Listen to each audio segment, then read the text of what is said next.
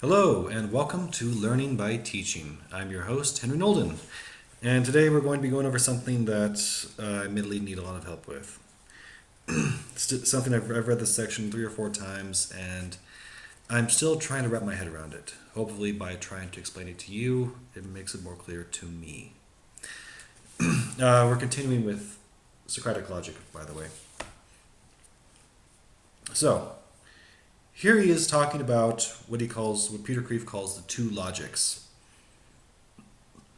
The purpose of this section is to, again, kind of selling it to, what's the term? Yeah, selling it to advanced students and to prospective teachers who might be questioning this book's emphasis on Aristotelian rather than symbolic logic by justifying the choice philosophically. He begins by outlining the history of how logic is taught. Aristotle wrote the first logic textbook about 400 years before Christ. It was actually 6 short books, which collectively came to be known as the organon, or instrument. From then until 1913, when Bertrand Russell and Alfred North Whitehead published Principia Mathematica, the first classic of mathematical or symbolic logic, all students learn Aristotelian logic, the logic taught in this book. He clarifies that there's one other time where so-called new logic has been taught, which is more of an improvement on the principles of inductive logic by Francis Bacon, who wrote his book Novum Organum, the New Organon, in the 17th century, and a further refinement by John Stuart Mill in the 19th century.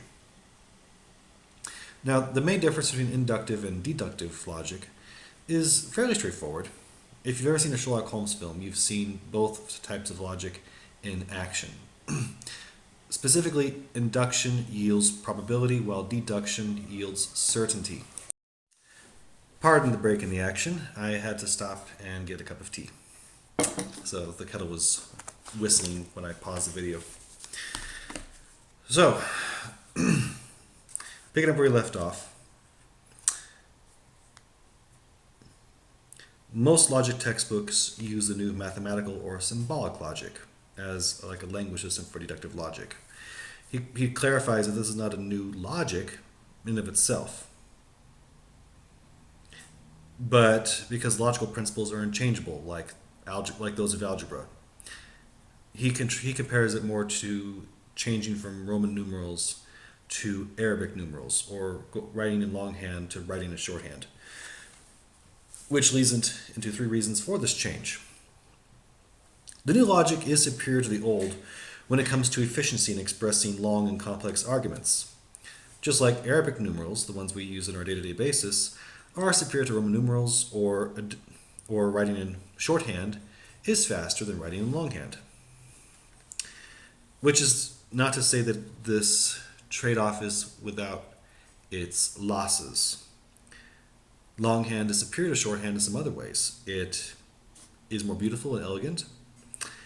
It is intelligible to more people. It's easier for more people to read longhand rather than shorthand. And it gives a personal touch. I don't know about you, but I've never written a letter in shorthand. It's the kind of thing that you see with stenographers or people trying to write down a speech quickly by hand, back before they used computers or recording devices for that.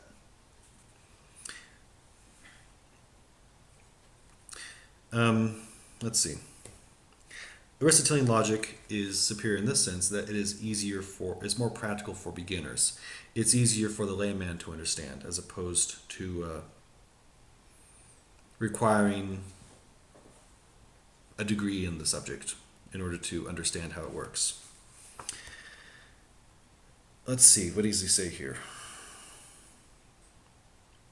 He does suggest, he doesn't say don't learn the new logic, but Kreeft does suggest learning this first, because doing so will help you to learn the more advanced, more modern logics faster or easier. You'll have a firmer foundation for the advanced ones. Or to put another way, strong roots are the key to healthy branches and leaves for any tree. The way to get better fruit is to tend the roots, not the fruits. Bear in mind that this is only an analogy. Analogies don't prove anything, which is a common fallacy like we'll discuss later in the book. Analogies only illuminate and illustrate, so they're not proofs, they are illustrations. Symbolic logic, modern symbolic logic, is a mathematical logic, and mathematics are a wonderful thing. They are a time saver. It's a lot easier to do math using Arabic numerals than it is to do Roman numerals. It has advanced science a great deal, but math is not very useful in ordinary conversation, especially philosophical conversations. The kind of conversations you might have in a Facebook argument, or an argument in YouTube comments, or on Twitter. Twitter is a bit tricky in this regard because you're only limited to 160 characters, which is why people tend to do chains when it comes to long answers. I like how he puts this here. Mathematics is the only totally clear, utterly unambiguous language in the world, yet it cannot say anything very interesting about anything very important. The second reason for the popularity of symbolic logic is because it has a more scientific and exact form.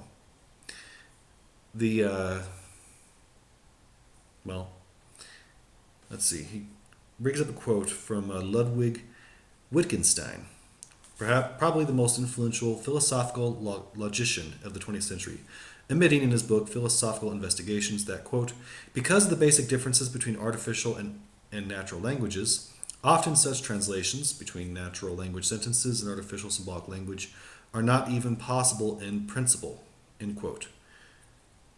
You have another guy named Stephen Thomas who says that many logicians now agree that the method of symbolic logic are of little practical usefulness in dealing with much reasoning encountered in real-life situations.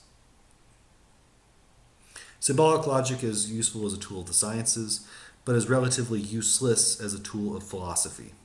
Philosophy aims at insight into principles and into the relationship of conclusions to the principles from which they are derived. Symbolic logic, however, does not aim at giving such insight. This is Andrew Bachhuber, I think, in his book Introduction to Logic. So it's more scientific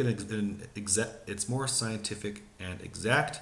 It's easier for scientists to use. It's more helpful for mathematicians to use, but it's not very useful for common sense, everyday language and philosophical arguments.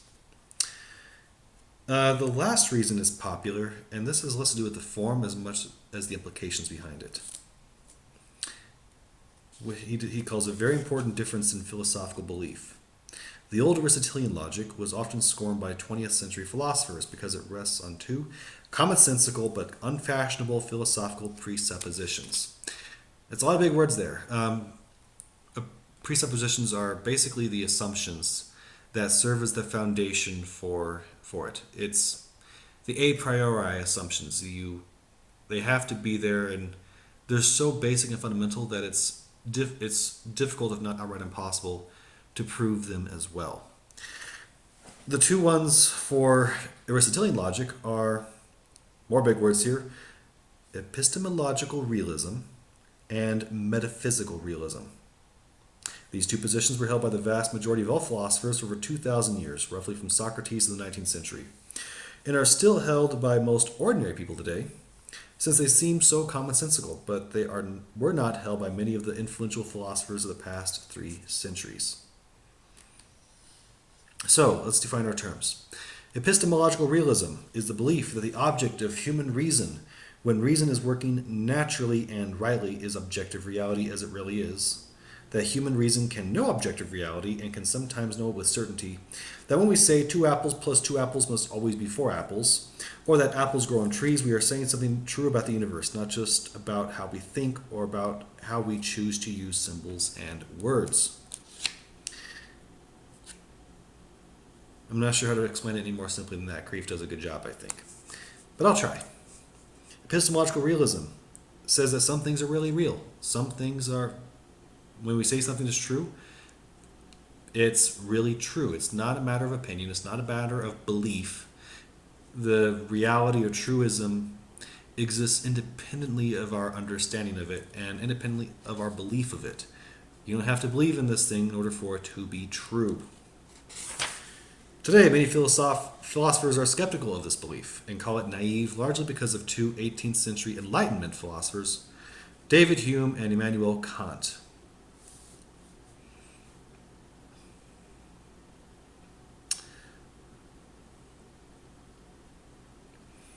David Hume introduced, skepticism, basically.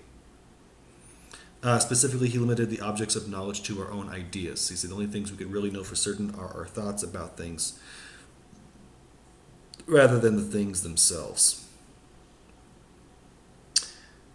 Kant calls them synthetic propositions. Let's see. This gets tricky. I'm not sure if I can even summarize it in this format.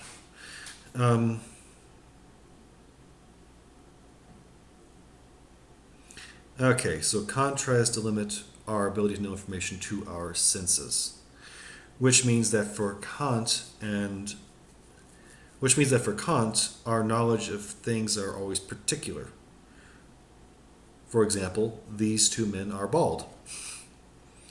Rather than universal, for example, all men are mortal, because we do not sense universals like all men. Our senses cannot encompass the entirety of mankind. We can only encompass particulars like these two men. Common sense says that we can be certain of some universal truths, for example, that all men are mortal, and therefore that Socrates is mortal because he is a man. But according to Hume, we cannot be certain of universal truths, like all men are mortal, because the only way we can come to know them is by generalizing from particular sense experiences, like the experiences of our senses. This man is mortal, that man is mortal. So in other words, Hume believes that we can only have probability, not certainty.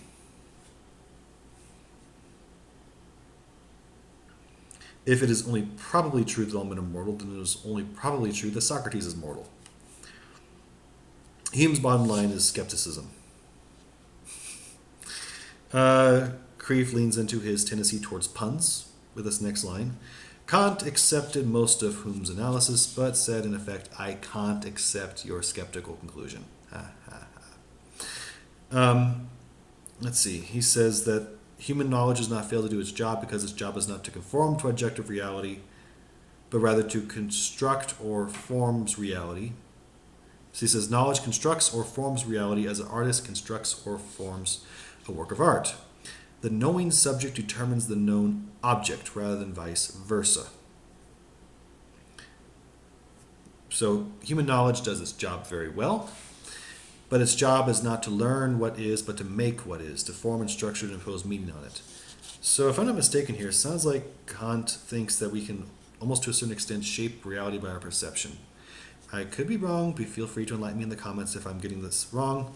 Like I said, I'm trying to learn this alongside you. Let's see.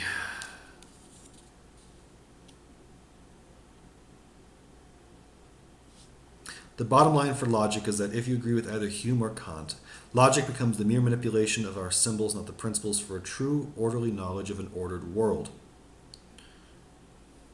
For instance, according to epistemological idealism, Hume and Kant, general categories like relation or quality or cause or time are only mental classifications we make, not real features of the world that we discover. So in other words, it's not good and evil, safe thinking makes it so.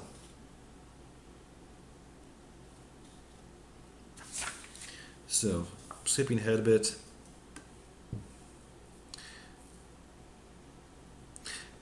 In contrast with Aristotelian logic, for Aristotle, in his logic, he thinks logic expresses insight into objective reality. If it rains, I will get wet. Aristotelian logic, like common sense, interprets this proposition as an insight into real causality. The rain causes me to get wet. I am predicting the effect from the cause. But symbolic logic does not allow this commonsensical, realistic interpretation. It is skeptical of the naive assumption of epistemological realism that we can know real things like real causality, And this produces the radically anti-commonsensical, or as they say euphemistically, counterintuitive problem of a material implication, which we'll look at later in the next video. We're getting pretty long and I've only covered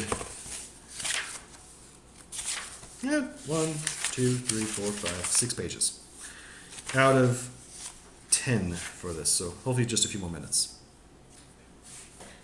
Besides epistemological realism, Aristotelian logic also implicitly assumes metaphysical realism. I need to try to use simpler words. Metaphysics is that division of philosophy which investigates what reality is. Epistemology is that division of philosophy which investigates what knowing is. So, epistemological realism. We can really know what is. Metaphysical realism. Reality is really real. Epistemological realism contends that the object of intelligence is reality. Metaphysical realism contends that reality is intelligible, that it includes a real order, that when we say man is a rational animal, e.g., we are not imposing an order on reality that is really random or chaotic or unknowable, that we are expressing our discovery of order, not our creation of order. Or to put another way, scientists discover gravity, but they don't create gravity. They simply observe and record and try to understand what is and how to manipulate it, perhaps how to control it. But there's no claim by any scientist that I know of that the discovery of reality was in fact the discovery of gravity was in fact the creation of gravity.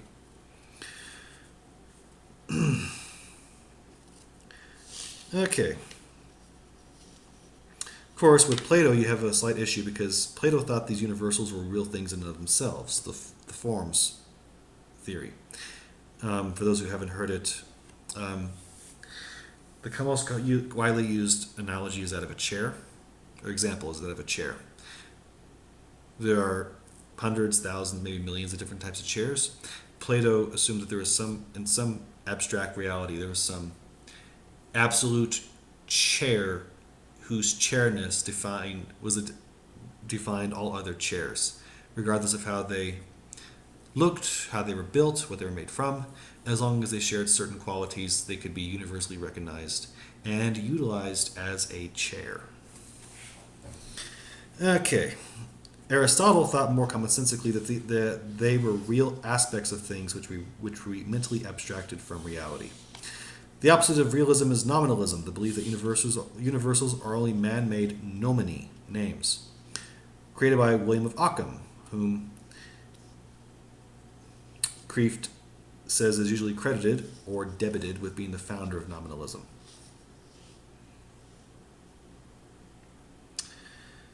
Let's see. Symbolic logic.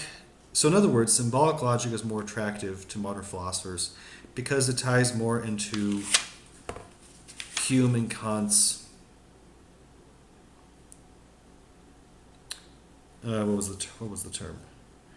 It tied into Hume and Kant's epistemological idealism. The idea that we impose order upon chaos, that we create our own reality. And because symbolic logic is just a set of symbols and rules for manipulating them, without needing to know their content or meaning, or the relationship to the real world, their truth in the traditional commonsensical sense of truth, it doesn't have to do that. Symbolic logic is quantitative, not qualitative. You can reduce it to mathematics. It is sometimes called propositional logic, as well as mathematical logic or symbolic logic, because it begins with propositions, not terms. We'll explain what's happening there. Because terms like man or apple express universals or essences or natures. And this implicitly assumes metaphysical realism, that universals are real, and epistemological realism, that we can know them as they really are.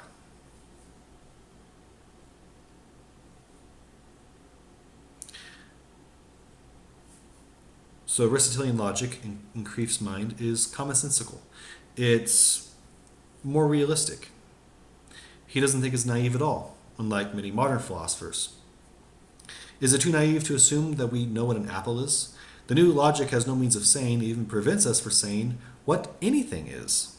And if we cease to say it, we will soon cease to think it, for there will be no holding place in our language for the thought. Language is the house of thought, and homelessness is as life-threatening for thoughts as it is for people. If we should begin to think and speak only in nominalist terms, this would be a monumental historic change. It would reverse the evolutionary event by which man rose above the animal in gaining the ability to know abstract universals. It would be the mental equivalent of going naked on all fours, living in trees, and eating bugs and bananas. He has a way with words.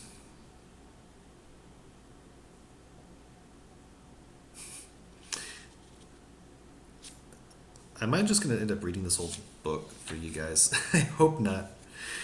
All right. Already, internet logic, or the logic of spontaneous association by keywords, is replacing genus and species logic, or the logic of an ordered hierarchy of objectively real categories. To most modern minds, these last 7 words sound almost as archaic as alchemy or feudalism. Many criticize them as ideologically dangerous. These critics dislike categories because they feel that. That phrase is a category confusion, by the way. Classifications and universal statements about classes, such as Hittites could not read Hebrew, end quote, constitute prejudice, judgmentalism, oppression, or even hate speech.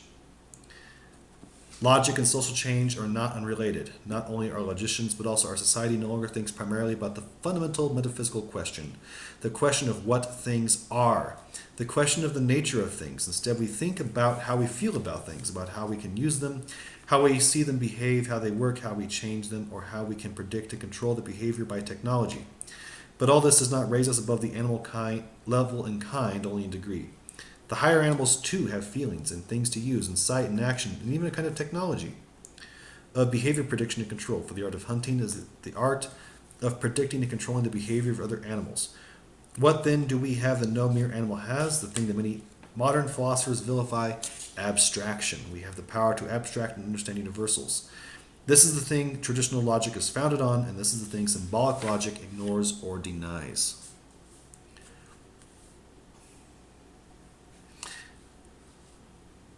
Kreeft goes on to say that he believes that symbolic logic naturally fosters utilitarian ethics, which is essentially an ethics of consequences. The ends justify the means, or the fundamental principle of utilitarianism is that an act is good if its probable consequences result in the greatest happiness for the greatest number of people. It is an if-then ethics of calculating consequences. Yeah, the ends justify the means. In contrast, Aristotelian logic naturally follows a natural law ethic, an ethic of universal principles based on the nature of things, especially the nature of man.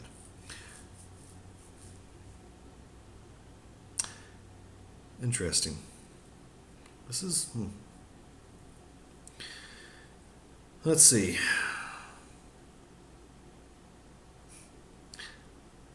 He talks about how these two types of logic, they're not just different languages. They don't just create different suppositions or different foundational ideas. They alter our understanding of the very nature of reason. Reason used to mean, essentially, quote, all that distinguishes man from beasts, including intuition, understanding, wisdom, moral conscience, and aesthetic appreciation, as well as calculation. But nowadays, reason now usually means only the last of these powers, just calculation. I like how he says this. Aristotelian logic is not exact enough for the nominalist mathematical logician, and it is too exact for the pop psychology subjectivist or New Age mystic.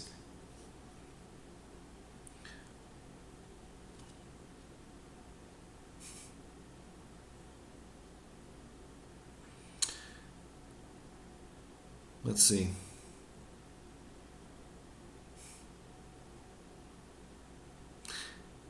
Kreeft appeals to his experience for this towards the end here. He says that he has found that students who are well trained in Aristotelian logic are much better at arguing and understanding arguments than students who are trained only in symbolic logic. For Aristotelian logic is the logic of the 4 most basic verbal communication arts: reading, writing, listening, and speaking. It is the logic of Socrates. If you want to be a Socrates, this is the logic you should begin with. The old logic is like old classical movies, strong on substance rather than sophistication. The new logic is strong on sophistication but weak on substance. Like modern movies are strong on special effects, but in many cases are weak on theme, character, or plot. Strong on the technological bells and whistles, but weak on the human side. But logic should be a human instrument. Logic was made for man, not man for logic. I hope you stayed with me through all this, and I think I understand it a little better now. I'm going to have to read a couple more times to really get in my head. But, yeah. I'm curious, to what extent do you agree or disagree with Kreeft's explanation of the difference between Aristotelian versus symbolic logic? And do you agree with him that symbolic logic leads to utilitarian ethics, to subjectivism, to as opposed to Aristotelian logic leaning itself more towards natural law? A more human philosophy, as it were? I don't know. Curious to hear your thoughts on it. So, we'll start in the next one. We talk about the problem of material implication, and if we have time, maybe cover pages 26 and 27. He covers all of logic in 2 pages.